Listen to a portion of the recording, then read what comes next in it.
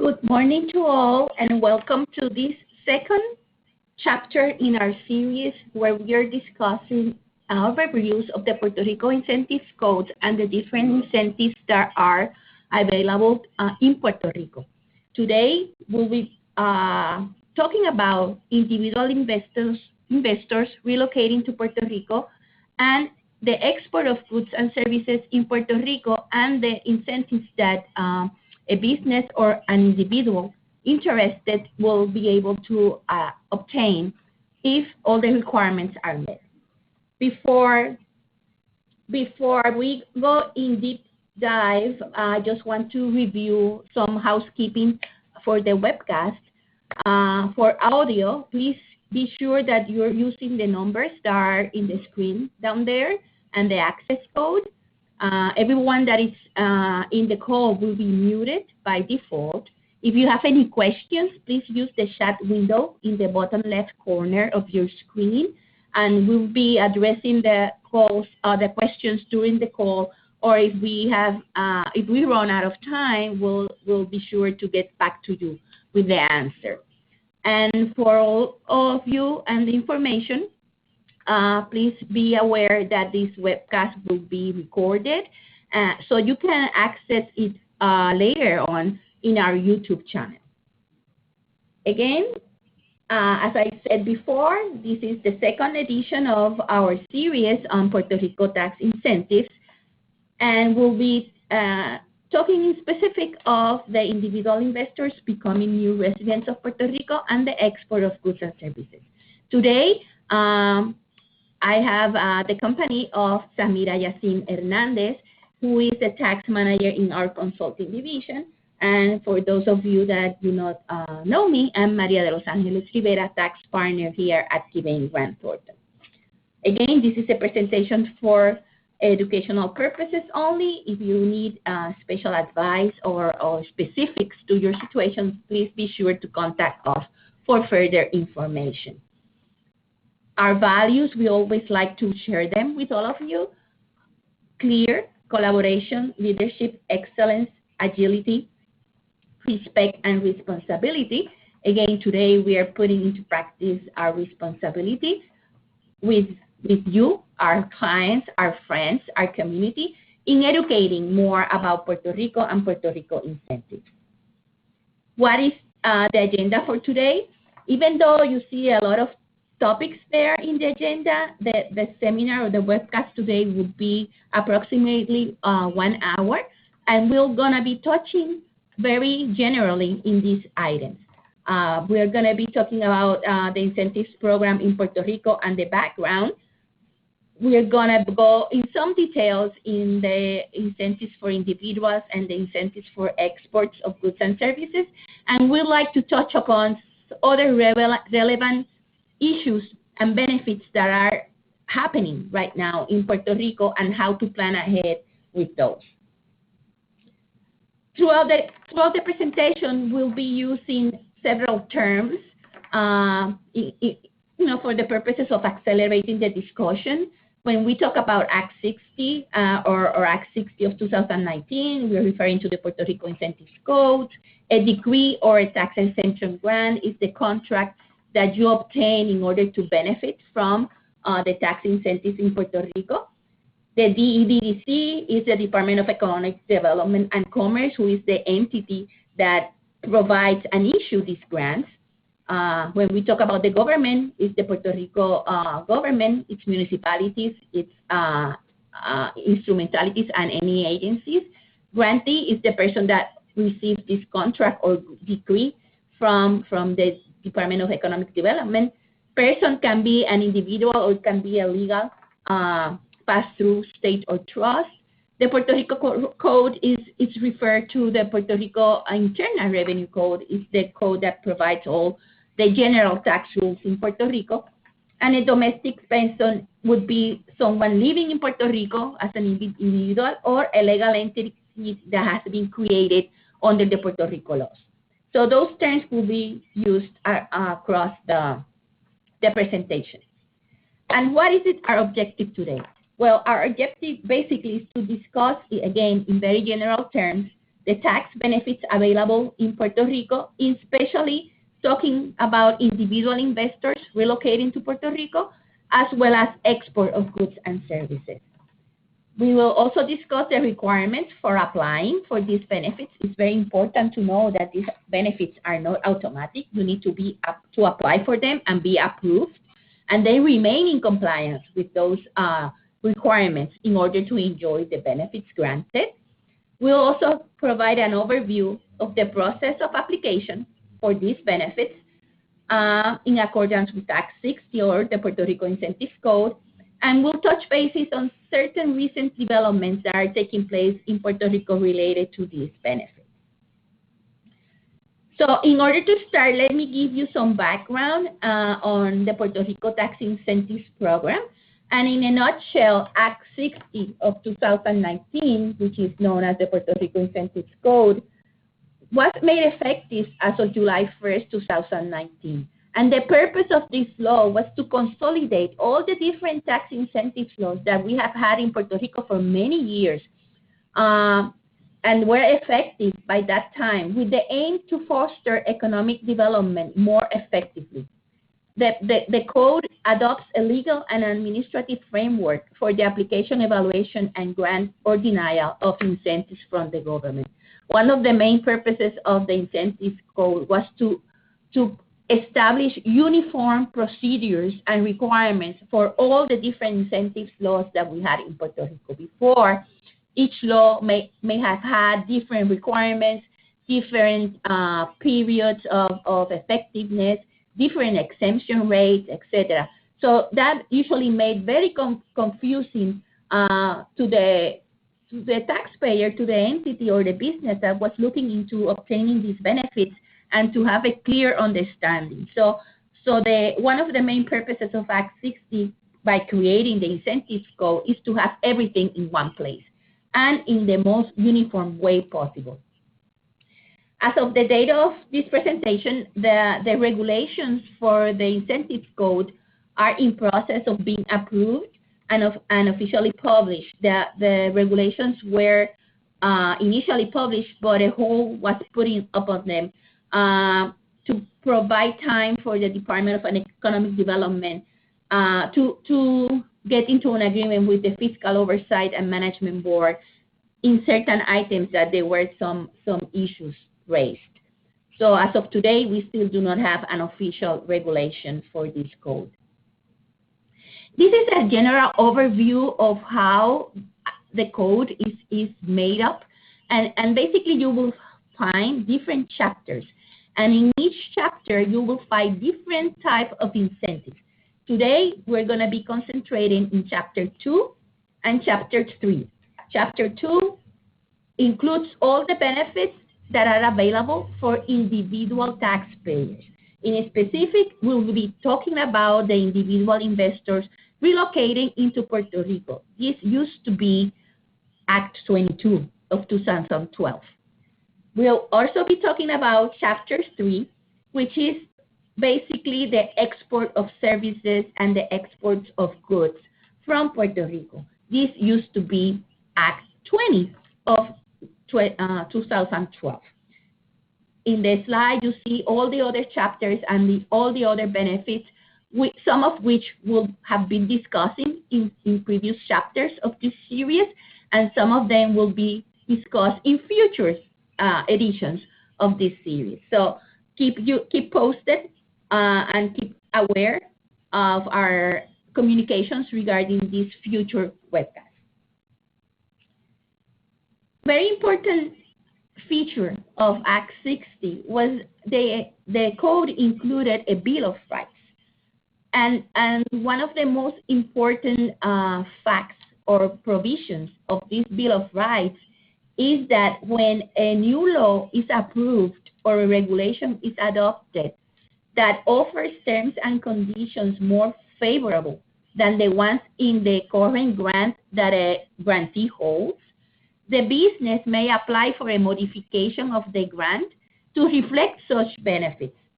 At the discretion of the Secretary of the Department of Economic Development and the endorsement of the Secretary of the Treasury, these amendments may be accepted. So basically, if you, for example, hold a grant under Act 20, for example, and you understand that under some of the provisions of Act 60, you get a better position or better benefits, you can apply for an amendment under this clause of the Bill of Rights. It is not guaranteed that you will obtain the change you're requesting, but the Bill of Rights allow you to request that. Okay, so that's one of the most important features of the Bill of Rights included. Now let's move on and discuss some general aspects of the tax incentives that are available for individual investors that decide to relocate to Puerto Rico. Again, this is what used to be known as Act 22, now in Chapter 2. What are the benefits for these individuals that decide to relocate to Puerto Rico? First, for income taxes or Puerto Rico taxes, the individuals will get 100% exemption on interest and dividend income, 100% exemption on certain capital gains derived from the sale of securities and other assets that we'll be defining later on, that accrued after attaining Puerto Rico residence and recognized prior to January 1st, 2036. And you may ask yourself, what does this date, why this date is important? Because the benefits for individual investors have a sunset. The sunset is until December 31st, 2035. So unless these benefits are extended, the benefits effectiveness is up to December 31st, 2035. Also, tax on capital gains derived from the sale of securities and other assets with gains accrued prior to the move to Puerto Rico will be subject to the following rules. Regular capital gain rate, which is currently at 15%, but may go up to 25% because of the alternative minimum tax that we have in Puerto Rico.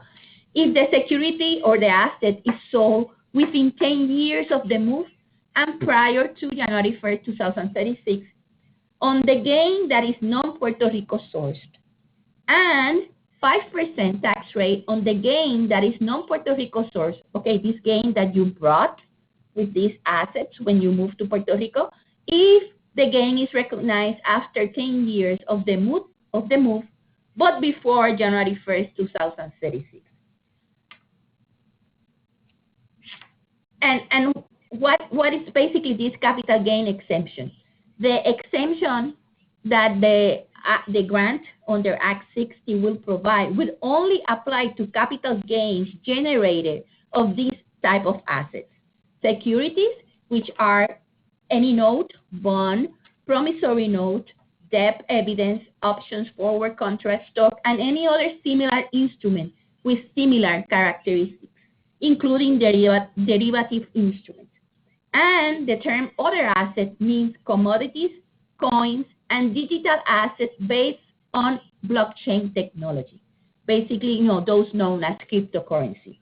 Please be aware that, for example, gains on the sale of real estate would not qualify for this exemption. So one of the most important things you should get out of today's webcast is that not all capital gains can benefit of the incentives provided by Act 60. It's only capital gains specific to those generated through the sale or disposition of securities as defined in the law and other assets as defined in the law. In the case of married taxpayer, and this is something that we have been seeing more and more lately, the Department of Economic Development has informally stated that in case of married taxpayer, each spouse must obtain a grant, a separate grant. It is therefore advisable that both of the spouses get the grant in order to maximize the incentives in Puerto Rico. And this is basically because Puerto Rico is a community property regime and assets are part of a community property. Nevertheless, if there is a prenuptial agreement between the couple, its terms and conditions should be evaluated to determine if the economic regime is complete separation of property. And this determination is done based on the Puerto Rico Civil Code and see if under the agreement there's still complete separation of property, and therefore only one spouse, the one that will be receiving the type of income that could enjoy the benefits, then that would be the only spouse required or recommended to obtain the grant. So again, if you come to Puerto Rico, you move to Puerto Rico and you are a married couple, this is very important to consider and to evaluate. You don't want surprises at the time of filing your tax return. This table basically summarizes and compares the effective tax rates that would apply to an individual that obtains an exemption grant under Act 60 versus the regular tax rates in Puerto Rico. Bear in mind that this only includes Puerto Rico tax rates. There is, of course, other considerations that must be kept in mind as to, depending on the type of income you generate, whether that income would be subject to other jurisdiction taxes. And those would be built upon this framework.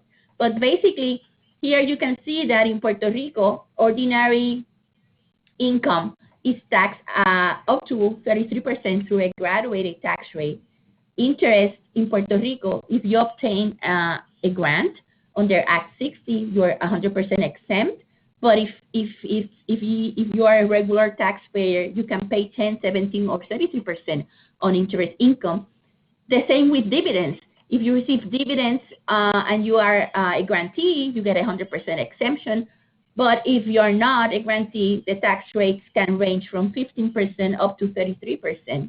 Capital gains, as I discussed before, if these are generated by the type of assets covered, you get 100% exemption if the gain is accrued after moving to Puerto Rico.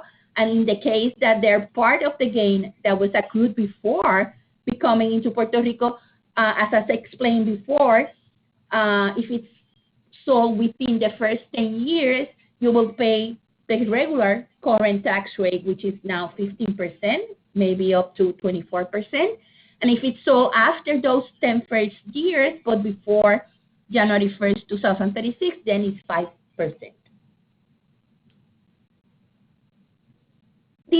This part that I'm going to start talking about is very relevant, specifically to those investors that are moving to Puerto Rico from the States, from the United States. As you might be aware, Puerto Rico is a territory of the United States, but the tax situation is kind of very complicated and very important to consider when studying or looking into moving into Puerto Rico. So that's why we want to touch bases on those, again, in a very general term. The very first thing that we need to establish is that for Puerto Rico bona fide residents, there is a special exclusion in the U.S. Internal Revenue Code that states that if you are a U.S. citizen, Puerto Rico bona fide resident, your Puerto Rico source income is not subject to U.S. tax. Okay? So that combined with an act under Chapter 2 is what provides the benefits that you might have listened to or read to about in the last couple of years. And what are the tests that an individual, a U.S. citizen or a U.S. resident, needs to meet in order to be classified as a Puerto Rico bona fide resident? Basically, an individual needs to meet 3 tests every year: the physical presence test, the tax home test, and the closer connection test. And in very general terms, the physical presence is basically that you have to be present in Puerto Rico for at least 183 days during the tax year. The law and the regulations also provide other ways, alternative ways to meet this test, but the most common one is the 183 days. In addition to the physical presence test, you must meet the tax home test and the closer connection test. Tax home, the individual must not have a tax home outside of Puerto Rico, meaning the taxpayer regular or principal place of business or place of abode is Puerto Rico. And the closer connection, this is more a facts and circumstances test, and basically the individual must have a closer connection with Puerto Rico rather than with the U.S. or a foreign country. For example, where is the family, where are the personal belongings, the banking activities, their driver's license, the professional organizations, etc., etc. Again, in order to be considered a Puerto Rico bona fide resident under the U.S. rules, and again, these rules would apply to U.S. citizens and U.S. residents, you need to meet these 3 tests every single year. If you comply with this, then your Puerto Rico source income will not be subject to U.S. tax. And later on, we'll be touching bases on how you determine what is Puerto Rico source income, okay, which is key in order to obtain the most benefit of these incentives. In regards to the physical presence or the residency, there is an exception for the year of move, and that's what we call the year of move rule. And basically, if an individual moves from the U.S. to Puerto Rico during a taxable year, that individual may still be able to meet both the tax home and the closer connection test for the year of the move if all the following 3 requirements are met. First, the individual has not been a Puerto Rico resident during any of the 3 years preceding the move to Puerto Rico, during any of the last 183 days of the tax year. The individual had neither a tax home nor a closer connection to the U.S. or any other foreign country other than Puerto Rico, and the individual is a bona fide resident of Puerto Rico for each of the 3 years following the year of the move to Puerto Rico. When these provisions are met, the individual will be considered a bona fide resident of Puerto Rico during the entire year, even though they move, let's say, in May in a year. So bear in mind, if you're planning to move to Puerto Rico and you are not able to complete the move by January 1st, take a look at the year of move rule and see if you'll be able to meet those requirements. And lastly, in this part, I would like to talk a little bit about the source of income rules and why this is very important when we talk about moving to Puerto Rico and obtaining tax benefits under the incentives code. Remember that I said that only Puerto Rico source income is covered by the exemption granted by the U.S. Internal Revenue Code under Section 933. So careful analysis has to be made upon all the different flows of income that the individual planning to move to Puerto Rico has, because depending on the type of income, the sourcing rules that apply are different. So in the case of salaries or compensation for services, the source of the income is the location where the service is performed. It doesn't matter who pays you, from where the person pays you, and where the person or the entity to which you are providing the services is located. What is important is where are you located. So for example, payment for services rendered while you are in Puerto Rico, even though you're providing those through internet or through virtual environments, if you are in Puerto Rico while you're providing the services, that compensation will be Puerto Rico sourced. In the case of rents, the location of the property.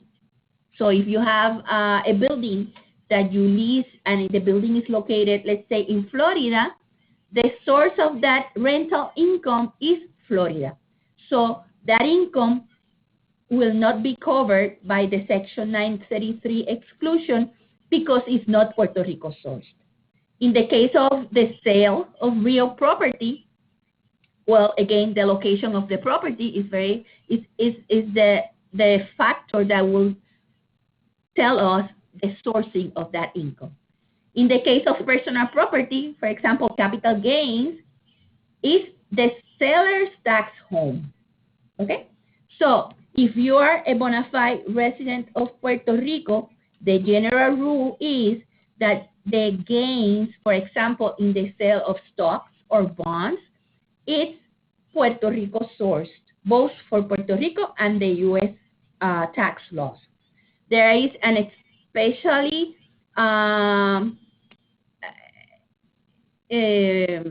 special rules that apply when you move to Puerto Rico and had property already while you were living, for example, in the U.S. The gain on those assets, if they're sold after you move to Puerto Rico, will be subject to certain allocations for both U.S. and Puerto Rico. And again, we will not be able to cover those rules in this short webcast, but just bear in mind that if you move to Puerto Rico and come with certain assets that have accrued gains, special allocation will be made to that gain. And again, part of the gain will still be U.S. source, and part of the gain will be Puerto Rico source. In the case of interest, the person making the payments of interest, the location of that person is the factor that will tell us the source. So for example, if you move to Puerto Rico, but you have interest coming, for example, in bonds or a loan that you made to someone in the U.S., that interest will be exempt in Puerto Rico if you have a grant under Act 60, but that interest will still be subject to U.S. tax because it's, from sources outside Puerto Rico. The same happens with dividends. You might have a grant in Puerto Rico that will exempt dividends received, but again, depending on who's paying the dividend, if it's not Puerto Rico source, if the person making the payment is not an entity in Puerto Rico, those dividends will still be subject to U.S. tax. And in the case of royalties, the source of royalties is where the property is being used, where the intangible that is subject to the agreement is being used. So again, these are very general rules related to the sourcing of income, but it's very important to consider this at the same time and studying the different income flows that the person looking into moving into Puerto Rico has in order to maximize the benefits that the person may obtain if a grant under Act 60 is applied and obtained and approved by the Department of Economic Development. With that, I will leave Samira with you, and she will be talking about the incentives related to the export of goods and services. Samira? Okay. In this part of the presentation, we're going to talk about at a high level, the exportation of goods and services incentives. We're going to touch on other benefits provided within the incentives code to certain businesses. We're going to provide an overview of the application process, and finally, we're going to close up with some planning tips. So first, let's look at the definitions that are provided within the incentives code to know if your business is eligible and if the services that you want to be providing are eligible. So which are these eligible businesses? You have to be an entity or natural person, have a bona fide office in Puerto Rico, carry out eligible services or promotional services from Puerto Rico to a foreign market. And these natural persons are now allowed to perform these eligible services under Act 20, which was the former law. They weren't allowed. What are these eligible services? In order to determine what are eligible services, let's focus on the following questions. Where is the business? Where is the client? How is it compensated? And what is the service or activity? So the business must be in Puerto Rico and perform its services from Puerto Rico. And here the provisions of the law include a language that opens the door for services to be rendered outside of Puerto Rico. But the core of the services must be from Puerto Rico. And this also should be done to minimize tax implications in other jurisdictions. Because if you'll be providing services, as Maria mentioned, from other jurisdictions, you can be engaged in other jurisdictions in business, and other tax implications can be triggered. Where is the client? The client must be located in a market outside of Puerto Rico. And as an exception, the service may be rendered to an entity located in Puerto Rico only if the ultimate beneficiary will be located outside of Puerto Rico. This is very important. And that ties to the question, how is it compensated? Because by understanding the compensation structure, you will know who the ultimate beneficiary is. And finally, what is the service or activity? The service must be included within the list of specific services that are provided in Act 60. And among these services are consulting, professional, centralized management services, development of computer programs, and many others that are within the list. And also you need to understand what is the Nexus.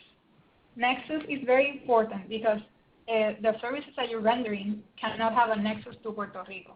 And a nexus will be present if services are rendered to a business in Puerto Rico or to a bona fide individual of Puerto Rico, or if they have a connection to Puerto Rico. For example, if you're providing consulting services to a U.S. company, but these consulting services are related to the company's affiliate in Puerto Rico, then these services have a nexus, so they will be ineligible. If you're selling products that are produced in Colombia, but they are to be consumed in Puerto Rico, these are ineligible.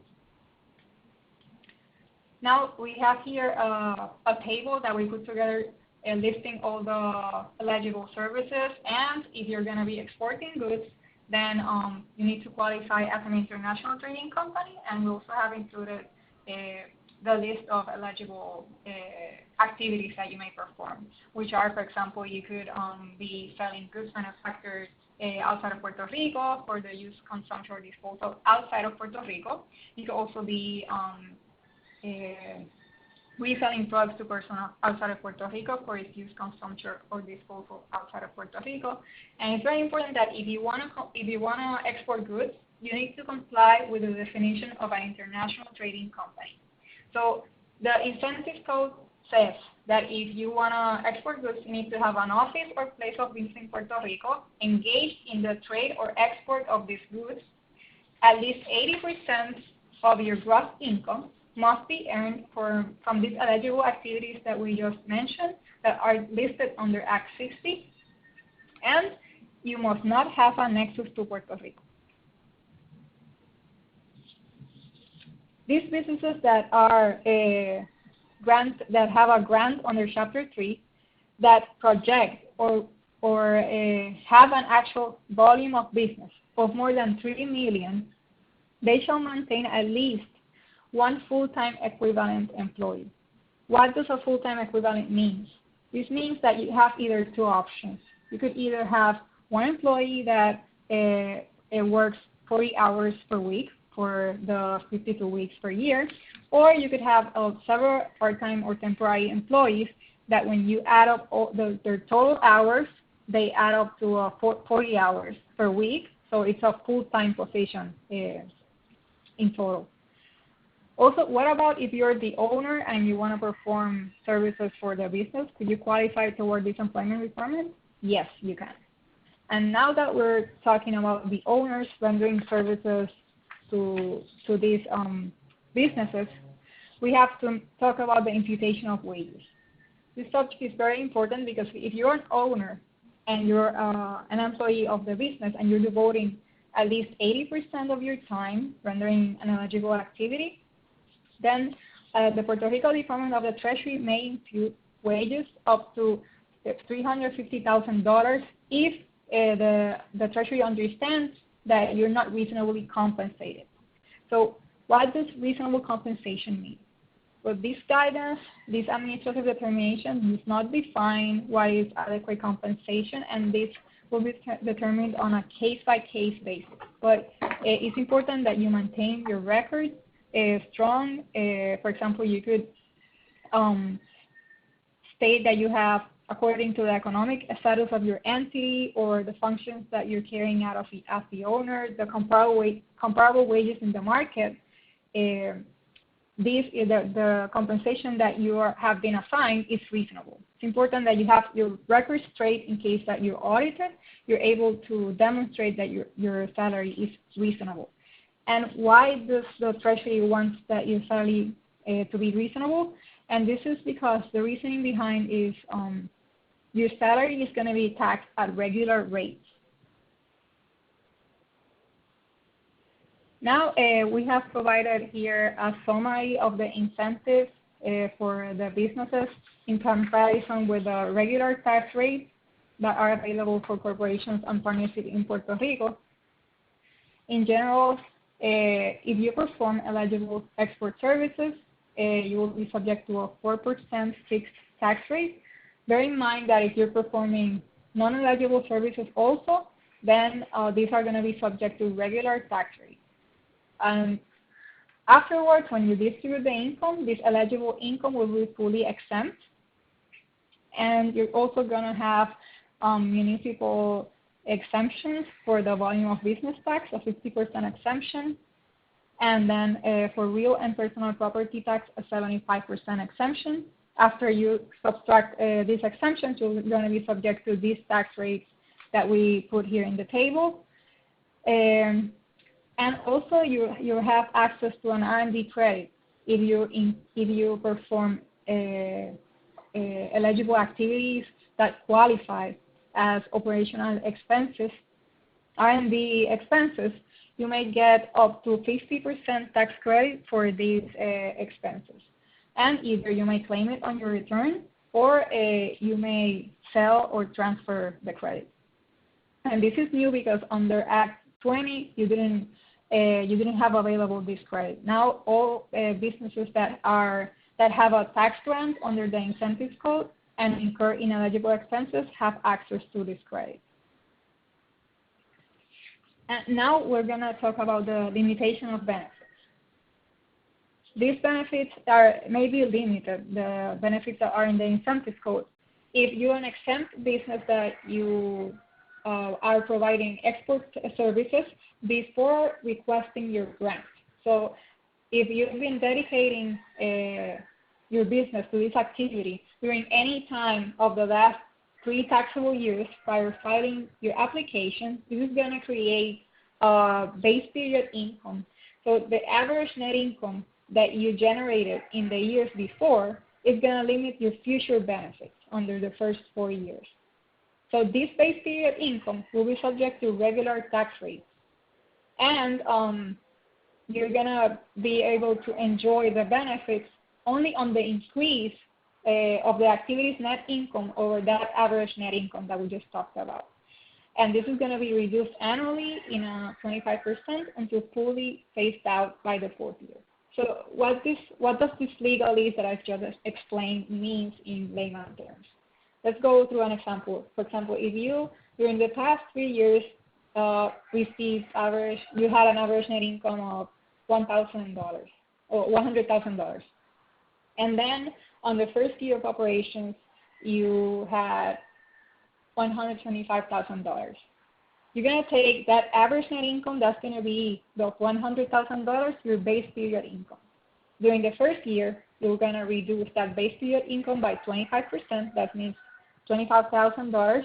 Are going to limit your eligible business income. So if you have $125,000 less $75,000, you're going to have $50,000 that are going to be taxed at preferential rates. And the $75,000 are going to be taxed at regular rates. That same mechanic is going to happen on the second year, but the base period income will be reduced by 25% until fully dissolved by the 4th year. And now I want to talk about other relevant benefits that are available for certain small and medium-sized businesses and businesses that conduct their operations in Vieques and Culebra. If you conduct your operations in Vieques and Culebra, you must fully conduct them there to benefit from these incentives. So what do you need to have to qualify for the small and medium-sized business incentives? First, you need to be an exempt business and have an average of volume of business of $3 million or less during the 3 years prior to the current year. Once you have that, then you have to be a new small and medium-sized business. And these are the businesses that have not commenced operations as of July 1st, 2019, which is the date of enactment of the incentive code. And if you want to qualify for these incentives, you must expressly request them in your tax application because they will not be automatically granted. And also, please take note that now these incentives are not available to individuals. Now, you may request the export services incentives, but not these incentives. These are only available to entities. And let's go to a table that we prepared for you, summarizing these incentives that are available. So in addition to the incentives that you will benefit from the general provisions of the code, you will have an income tax rate of 2% during the first 5 years of your grant, and afterwards you will have a 4% fixed tax rate.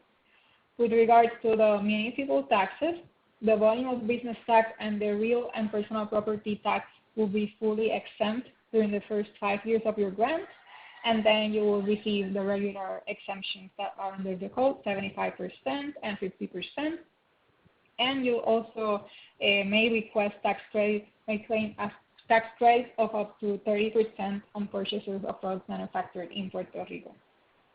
And if you have a grant under the entrepreneurship chapter, you may lease certain properties in the Office of Incentives for $1 of rent during the first 3 years of the lease. Now, let's turn our attention now to the process to request these tax incentives. Okay, now we're going to talk a general overview of what's going to happen when you're going to request either the individual incentives or the export of goods and services incentives. First, you need to plan. This is very important, and it's crucial that before you apply for anything, you determine if you look at the law and you sit with your tax advisor or your consultant of preference, and then determine if you're eligible and what is going to be your tax impact at an individual or business level. Once you're sure, you have to go through a single business portal and apply for these incentives.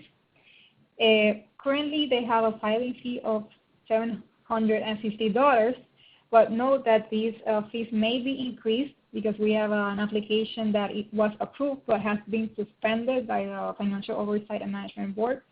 So we still don't know if when it becomes unsuspended, these fees are going to apply retroactively or what's going to happen. So I would advise that you subscribe to our mailing list if you haven't done so, and we will keep you posted on any changes or anything that happens. After you submit your application, then your application will be evaluated by the Office of Incentives, and approximately is taking around 3 to 6 months for individual investors. But do have in mind that the effectiveness of your tax grant is going to be retroactive. It's going to be retroactive to the date of application or to the date when you attain Puerto Rico bona fide residency status, whichever is later. And once you obtain the grant, you're going to receive a letter through the portal notifying that you've been approved and the terms that you have to comply with to accept the grant and the fees that you have to pay. So you have to prepare a sworn statement to unconditionally accept the grant and become a Puerto Rico bona fide resident within 1 year after the date of approval of the grant. And this is very important because if you do not become a resident, the grant becomes void. Afterwards, you need to comply with all the remaining terms, the annual donation requirements and the annual reports and all the terms of the grant. With respect to the export of goods and services application process is more or less the same, but you will have to do the business setup before applying. You have to request the EIN. You have to create the legal entity in the Department of State. And afterwards, you need to file the application. It's going to take a little longer than the individual investor application. The review period takes around 6 to 9 months. And because this application has to undergo an interagency review process. And but do remember that when your grant is approved, it will be retroactive to the date of filing the application or the date of commencing operations, whichever is later. And once you obtain the grant, the same process, you're going to receive a letter to the Single Business Portal. You're going to have to unconditionally accept the grant. And if you haven't commenced operations, you have to commence operations within 1 year of the grant and notify the commencement of operations.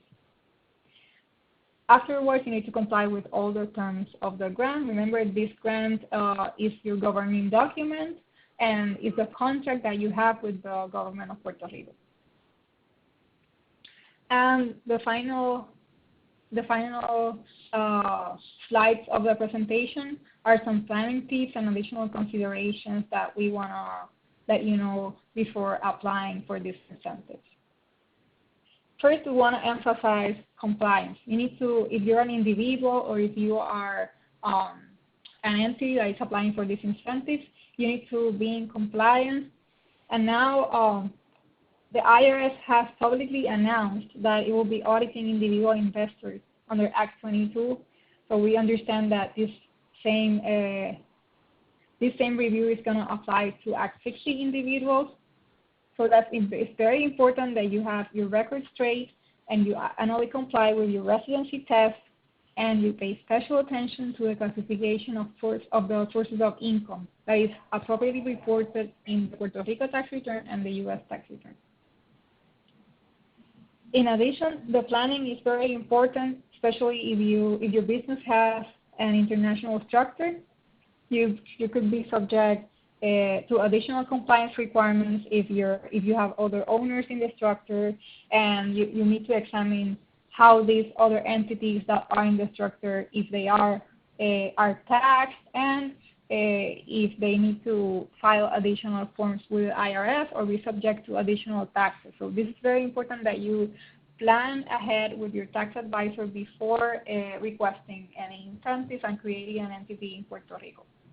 In addition, if you're going to perform any business transfer from the U.S., for example, you're going to transfer intangible property, you're going to transfer business operation to Puerto Rico, this needs to be properly planned because transfers of property may result in taxation in the U.S.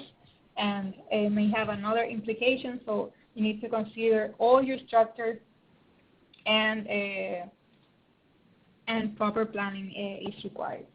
In addition, if you're going to have a U.S. company that will be affiliated to the Puerto Rico company, and Puerto Rico company will provide services to the U.S. company in order for this U.S. company to claim their intercompany expenses, it will probably have to conduct a transfer pricing study to evidence that these intercompany charges are reasonably priced and are the U.S. company is not taking any unreasonable deductions in the U.S.